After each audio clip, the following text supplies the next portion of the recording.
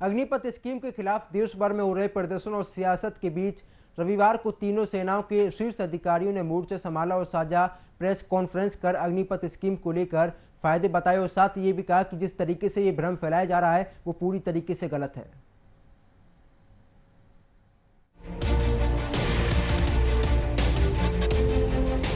देश भर में अग्निपथ स्कीम के खिलाफ चल रहे विरोध प्रदर्शन और सियासी घमासान को देखते हुए तीनों सेना प्रमुखों की रक्षा मंत्री राजनाथ सिंह के साथ बैठक हुई, जिसके बाद तीनों सेना के शीर्ष अधिकारियों ने साझा प्रेस कॉन्फ्रेंस कर अग्निपथ योजना और अग्निवीरों के लिए फायदे बताए।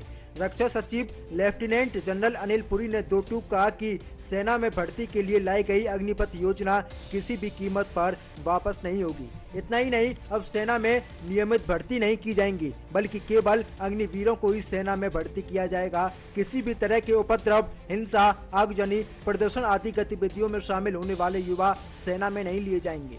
अनिल पुरी ने हिंसा के पीछे कोचिंग माफिया की साजिश की बात भी कही है।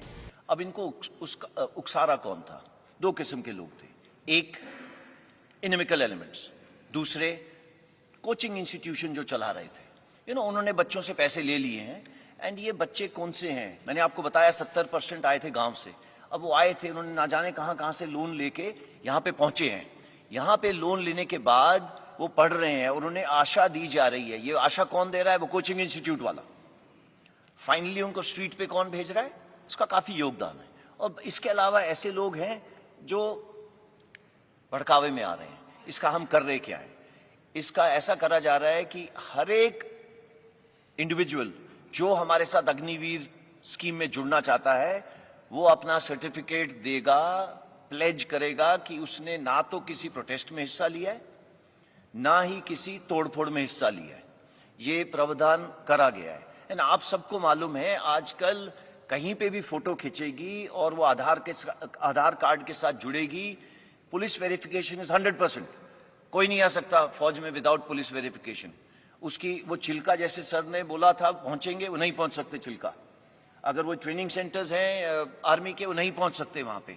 रक्षा सचिव ने बताया कि अग्निपथ योजना के पहले बैच के लिए 2 साल की छूट दी जाएगी। उन्होंने बताया अग्निपथ योजना के तहत वायुसेना में भर्ती प्रक्रिया 24 जून से, नौसेना में 25 जून और थल सेना में 1 जुलाई से शुरू कर दी जाएगी। अग्निवीरों के साथ किसी तरह का कोई भेदभाव नहीं होगा। उन्हें वैसी ही सुविधा दी जाएंगी जैसे कि अन्य सैनिकों को दी जाती हैं। अग्निवीरों को सेवा काल में हर साल 30 दिन की छुट्टी के अलावा मेडिकल लीव, शहीद होने पर 1 करोड़ का मुआवजा, परिवार को भी इंश्योरेंस मिलेगा। सेवा काल की वेतन राशि टैक्स फ्री होगी। चिकित्सा और आवास भत्ता, कैंटीन सुविधा भी दी जाएगी। इसके साथ ही 4 साल की सेवा के बाद सेवानिवृत्ति पर अपना व्यवसाय करने के लिए अग्निवीर कौशल प्रमाण पत्र दिया जाएगा, जिसके आधार पर बैंकों से आसानी से लोन लिया जा सकेगा। फौज की नौकरी एक जज्बा है, इसको आप पे से नहीं तोल सकते। हाउएवर जो ये आपके सामने दर्शाया गया है, ये सबसे पहले जो 17 लाख के करीब है, ये उसकी पे है। एक सेवानिधि पैकेज है जिसके अंदर उसका योगदान 5 लाख है। गवर्नमेंट अपनी तरफ से 5 लाख डालेगी।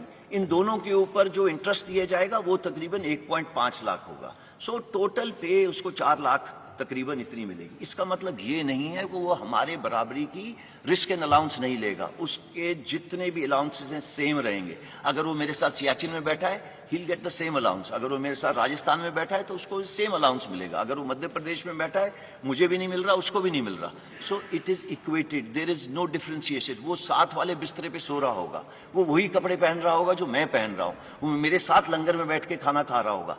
There is no difference. कोई अलग बैरक नहीं बना दी अग्निवीर के लिए, बिकॉज उसने लड़ाई कल हमारे साथ करनी है। और अगर वो हमारे साथ देश के लिए बलिदान देगा तो देयर इज कोई गुंजाइश ही नहीं है उसको हम किसी तरीके से रत्ती भर भी उसको हम अपना छोटा सोचे। नहीं, इसमें ऐसा कुछ नहीं है।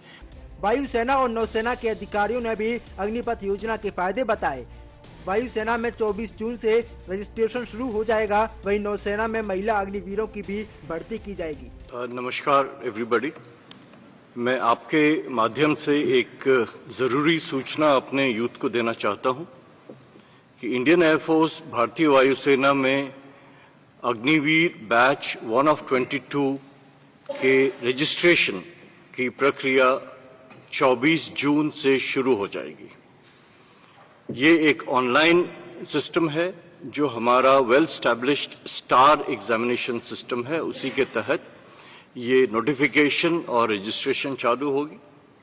इसके ठीक एक महीने बाद 24 जुलाई से जो फेज 1 ऑनलाइन एग्जामिनेशन है उसकी प्रक्रिया शुरू हो जाएगी और दिसंबर के अंत तक हम पहले बैच अग्निवीर को एनरोल कर लेंगे और 30 दिसंबर से पहले बैच की ट्रेनिंग शुरू हो जाएगी। हम लोगों ने भारतीय नौसेना ने, आपकी नौसेना ने